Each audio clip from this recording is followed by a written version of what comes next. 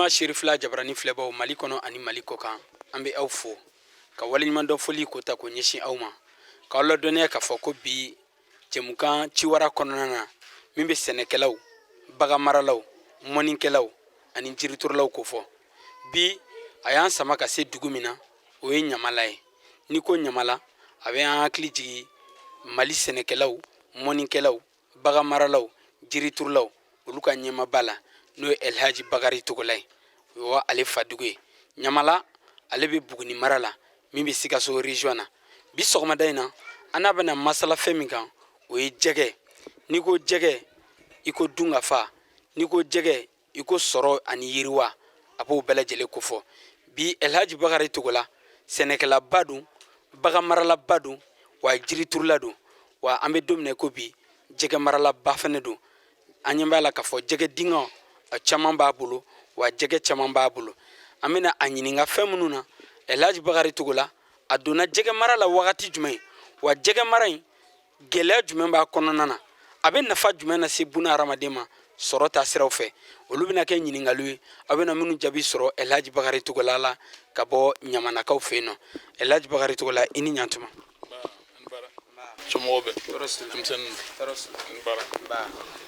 bon ya fo chugo minno Elhaji Bakari Togola Elhaji Bakari Togola nyamala kay bibi no senekelaw ka yemogo do mali kono ani buga marala wani yiriturla woni monikelaw ani farafina kono klejiran va fe yemogo den ani kor senelaw fana olu ka yemogo den bon ya fo chugo minno ne haklero ne madu dige maralo kamme mais mogo ni be nyemgo yala kokula akanye ni ba fe ka sido e ka tonde unga gere do e yera ki bolu do e de ne senekalay o te bi koy ye buga maralay o te bi koy ye yiri foro tuge o te bi koy mais jige bara o e kokurade o ke daka ministère ka jambare yakono directeur de pessimé a information do soro ka fo mo bebe se ka jige de la bon no fora anum fe moni ki e bonso ka baran fe ani sumono dugu bebe moni ke la dala ko par exemple ande misanama ni como commencer ambe na badara ambe moni ke ka koba mo kataso o etle kelen go tle flako mais oni be jige barado o te kelen mais comme ne de ya benye mo isa yini ni garaw ya yira ka fo ambe se ka barake donc ne mena kimere dog mene fe ko maiga adana ya anna semfolo ya ko jibe na chugo mino ya ambe se ka jige de la ambe se ka jige de la ko naturellement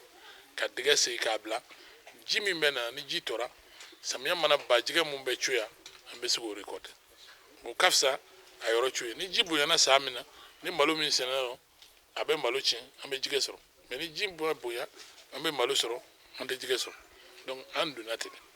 parce que ne mogo ni mogo fem fone yana ne ta fo ay ne be do ka laje ni résultat bala o ko fe ne re yala male mako o be asoro nana nyimbo wala jiga diga se na sub mako ka jiga usaka blaro comme balo be soro e fem be soro ka laje munde do mais nya ye fem ni do ni kolosi ba nyuma mbala parce que bara be kolosi ba nyuma parce que jiga ji kono fende do ale be ji hake min fe ayere de bodo abe ji fe ni ji couleur kany hakemina ayere de bodo donc no maîtrise beti bolo jiga chenga ji fembe parce que ni ji durla ko ju ale ganga fien min soro nato soro dra bisa donc ni mo yafo ka fo ni nin kalake ni be se ka ke ibe se ka jiga diga dila ibe ni jiga de hake do akono ibe balo hake njuma kala woro kono iba afiri ama fengere finya na kala woro kono ne aglaro o laje kono o kano donc le bara damne kana a daminɛ yan ta kun ye local ye i yɛrɛ bɛ ɲinɛ ta ye k'a yɛlɛma k'a kɛ industriel ye o baara daminɛ cogo de n'o tɛ local kun do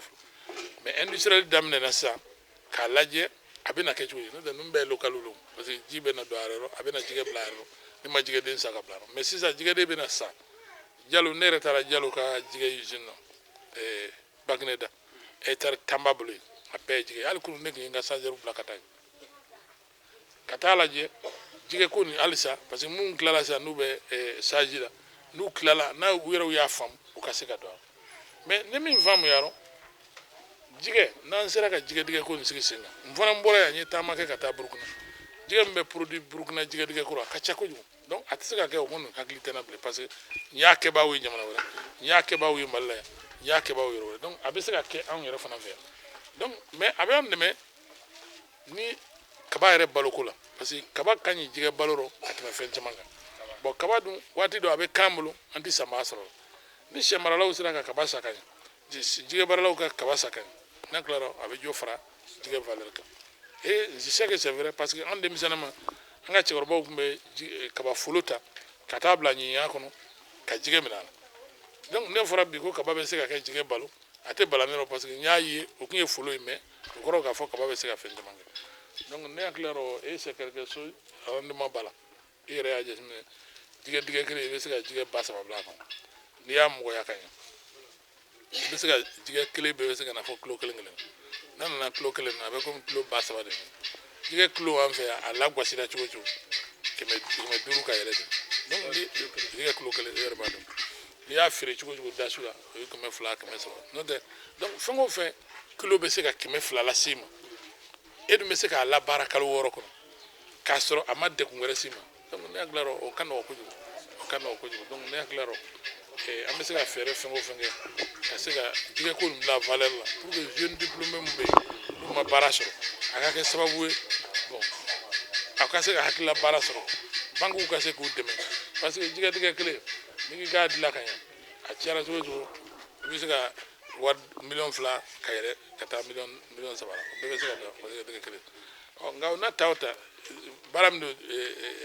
c'est un investissement durable parce que n'i y'a dilan i bɛ se ka san 10 kɛ i tɛ foyi kala donc ni mɔgɔ min sera k'a kɛ ka ɲɛ k'a labɛn ka ɲɛ ka tila k'i ɲɛsin a ma k'i sɛbɛ don a la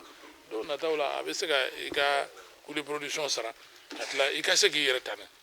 donc ne kɔni fɛ pour que jɛgɛ maralaw kana fɔ ne t'u ka gɛlɛya dɔn ne yɛrɛ b'a fɛ k'a kɛ ka jɛgɛ mara gɛlɛya dɔn ni jɛgɛ ko fɔra ɲɛna o k'a sɔrɔ moi-même j'ai la maîtrise sur le poisson. Président ni ko jɛgɛ mara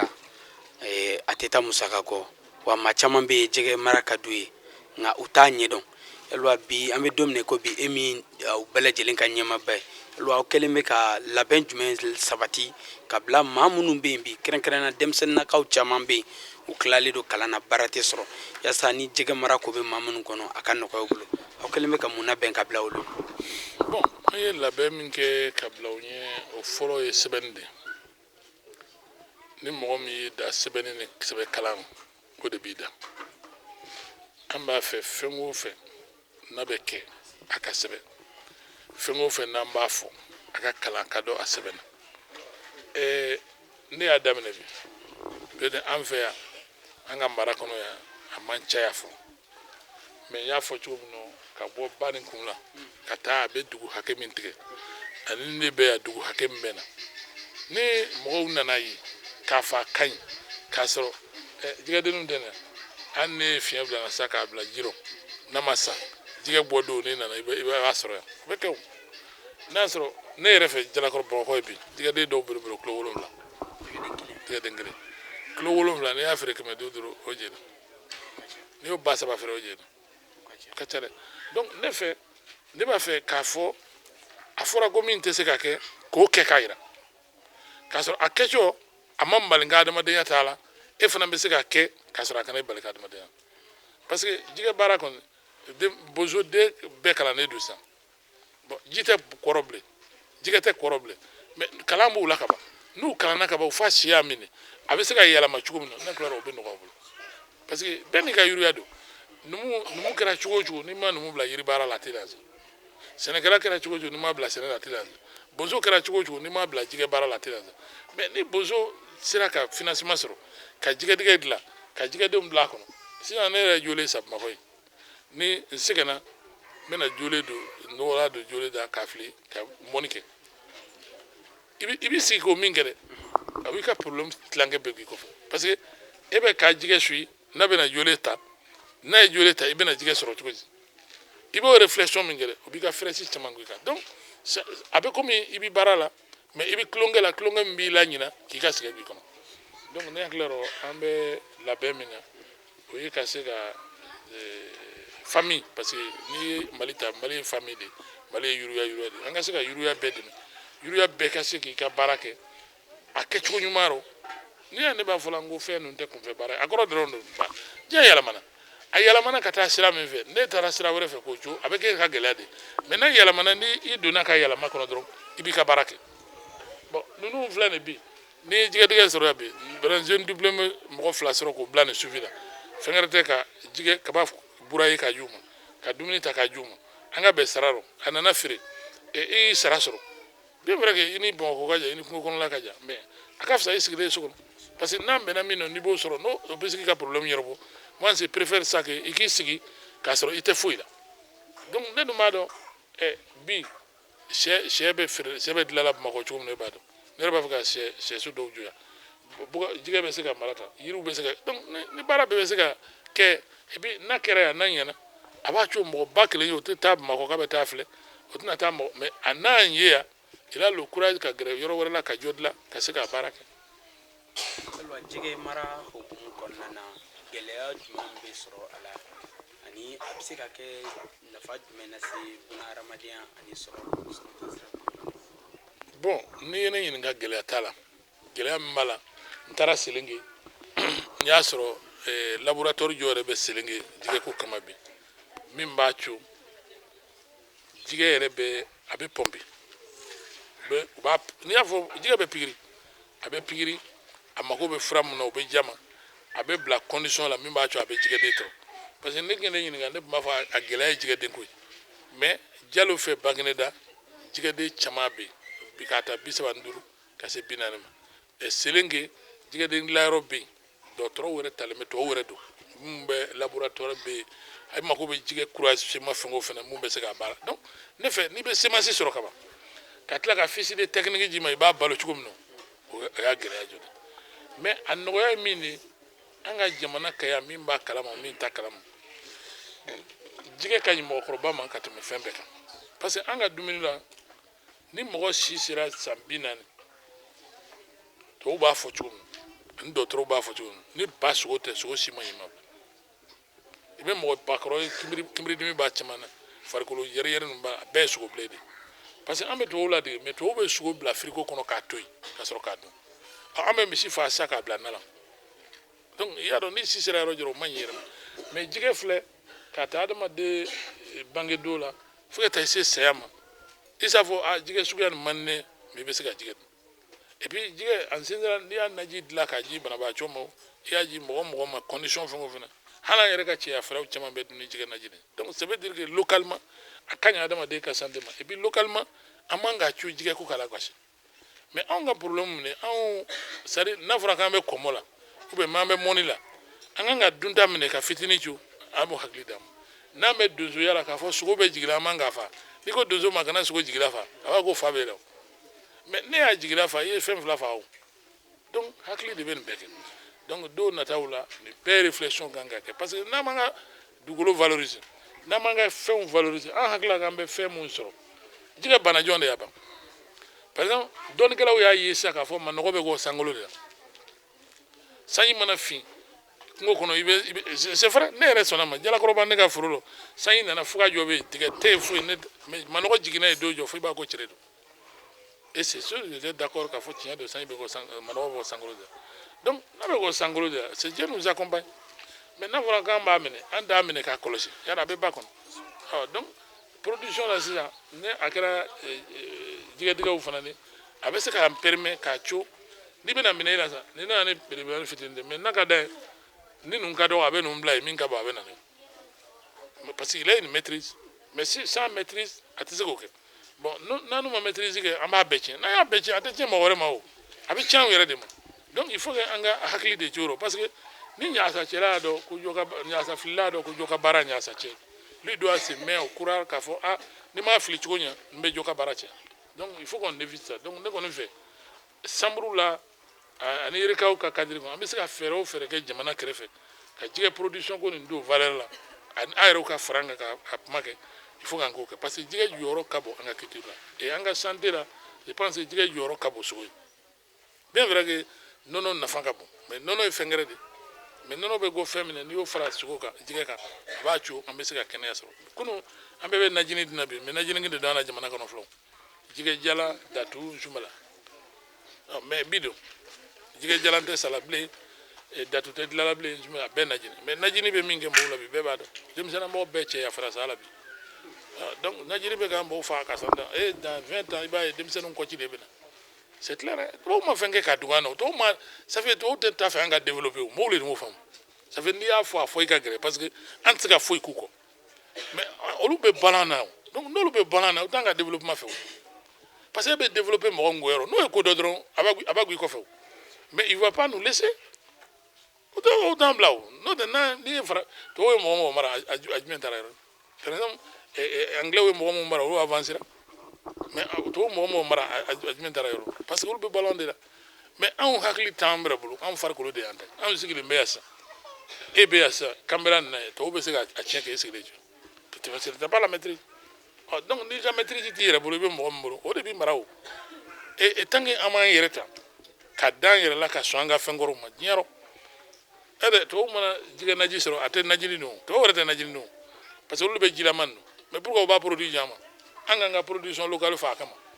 n'o tɛ sozani naji wɔlɔ naji kami naji ngɛlɛni naji jɛgɛ naji la bamananw ka ye dɛ nka an yɛrɛ b'a ya bɛɛ la sa donc finalement ni min kɛra bɔtɔ i kɔnɔ na k'o ka di an b'o k'a dun n tɛ najini yɛrɛ jɔ bɛ yen n'i y'o k'i la monturu kɔ a b'a jɛ pewu e b'o k'a dun i bɛ kisi de ala k'a ɲɛ ka di a ma. président denmisɛnw ka baara kɛ ko kadira kɔnɔna na yalɔ jɛgɛ mara a bɛ se ka jɔyɔrɔba kɛ o ko la wa. bon ne yɛrɛ fɛ a bɛ jɔyɔrɔba t'a la n y'o f'i ɲɛna cogo min na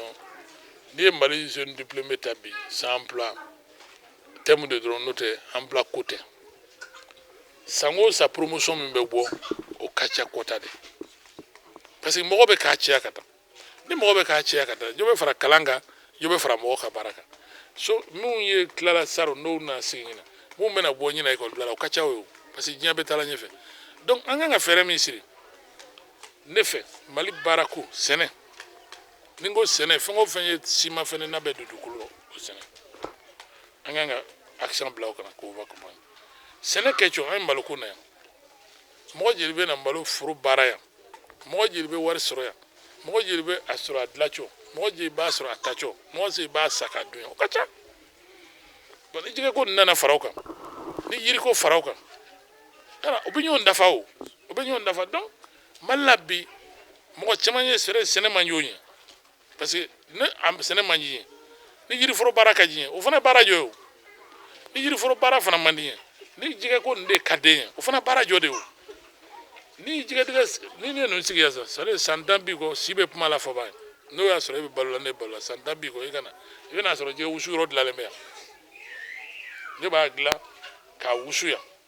ka tila ka sɔrɔ ka taa na donc mun b'a baara kɛ mun b'a baara kɛ o bɛ a production kɛ o bɛ balo a bayɛlɛma cogo mun b'o baara kɛ olu bɛ balo mun bɛ taa feere au moins tu as une centaine de personnes mun bɛ baara kɛ donc dugu o dugu mali la n'o ni ɲɔgɔn sera ka kɛ yɔrɔ o commune o commune a ka dɔn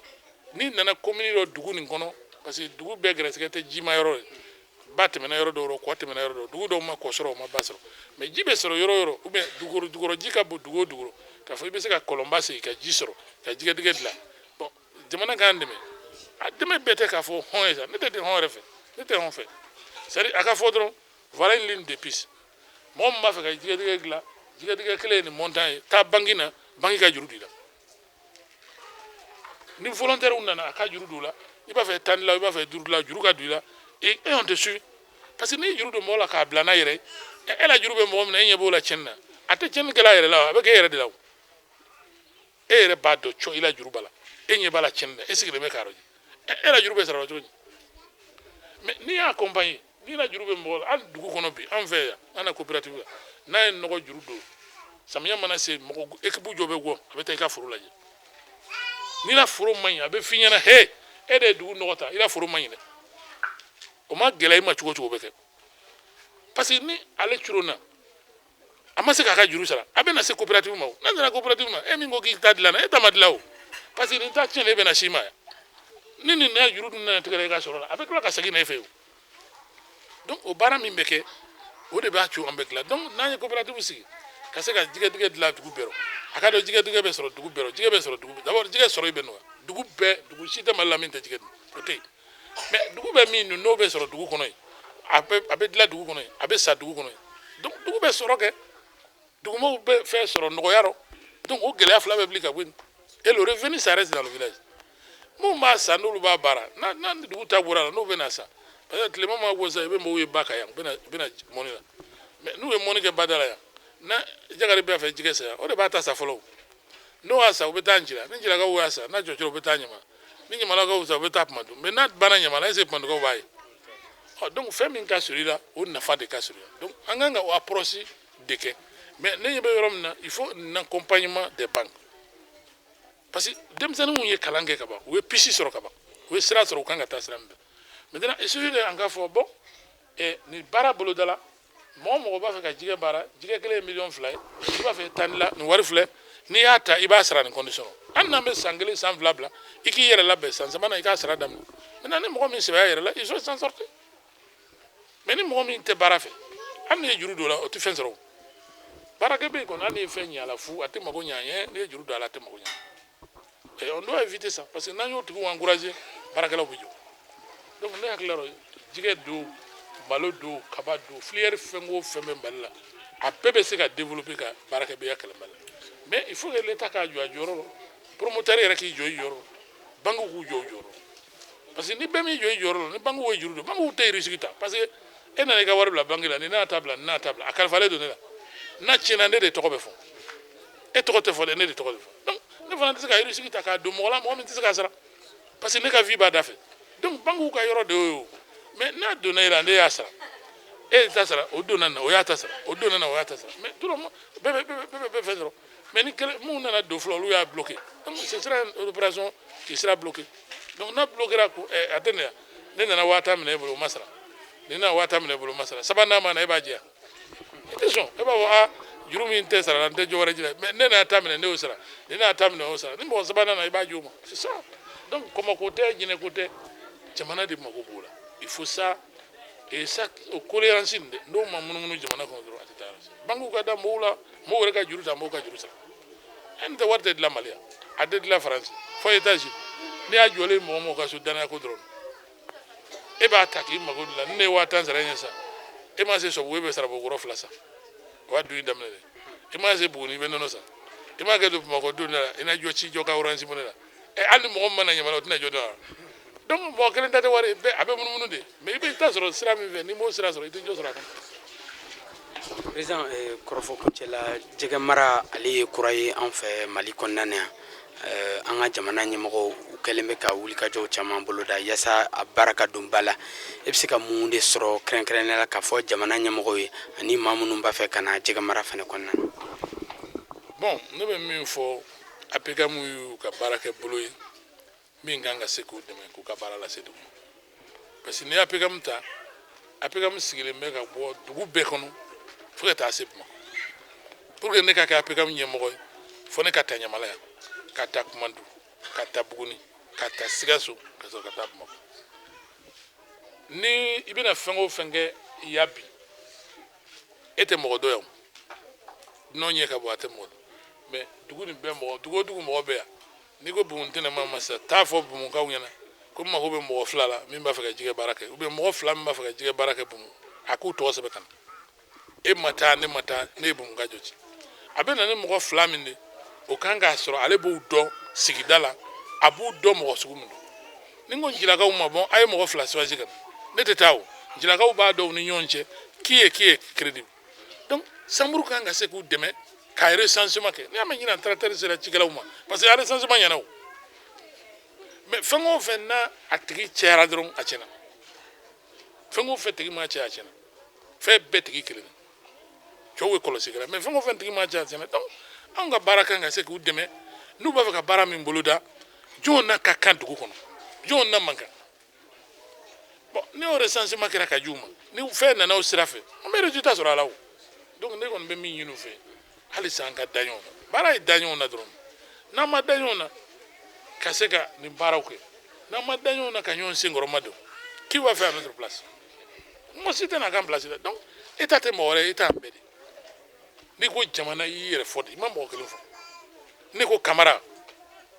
ayo o ye kelin go yere kelin te camara